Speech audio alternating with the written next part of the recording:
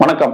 இப்ப நம்ம காசாபாஸ் பில்லிங் சாஃப்ட்வேர்ல ஃப்ரீ ஆஃப் காஸ்ட்ல கூகுள் டிரைவ் பேக்கப் யூஸ் பண்ணி உங்க டேட்டாவை எப்படி ஆட்டோமேட்டிக்கா ஸ்டோர் பண்றதை பத்தி நம்ம இப்ப பார்க்க போறோம். ஃபர்ஸ்ட் நம்ம காசாபாஸ் பில்லிங் சாஃப்ட்வேர்ல செட்டிங்ஸ்ல கூகுள் டிரைவ் பேக்கப்பை ஃபர்ஸ்ட் நம்ம ஆன் பண்ணிக்கிறோம்.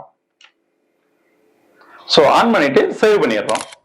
நம்ம காசாபாஸ் பில்லிங் சாஃப்ட்வேர் லாகின் பண்ண உடனேவும் ஜிமெயில் அக்கௌண்ட் வந்து ஆத்தென்டிகேஷன் பண்ண சொல்லும். சோ நீங்க எந்த ஐடியில ஆத்தென்டிகேஷன் பண்றீங்களோ அதுலதான் உங்களுடைய டேட்டா பேஸ் பேக்கப் ஆட்டோமேட்டிக்கா ஸ்டோர் ஆகும்.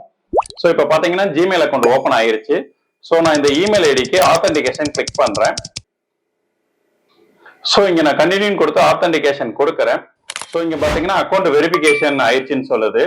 இப்போ நான் இந்த விண்டோவை க்ளோஸ் பண்றேன். சோ இப்போ வந்து ஒரு ஃபியூ செகண்ட் வெயிட் பண்ணுங்க. 2 seconds later. சோ நம்ம இந்த ஜிமெயில் ஐடியில தான் நம்ம ஆத்தென்டிகேஷன் கொடுத்திருந்தோம். இங்க பாருங்க காசா V7 MDFன்ற ஒரு டேட்டாபேஸ் ஃபைல் வந்து ஆட்டோமேட்டிக்கா அப்லோட் ஆயிருக்கு.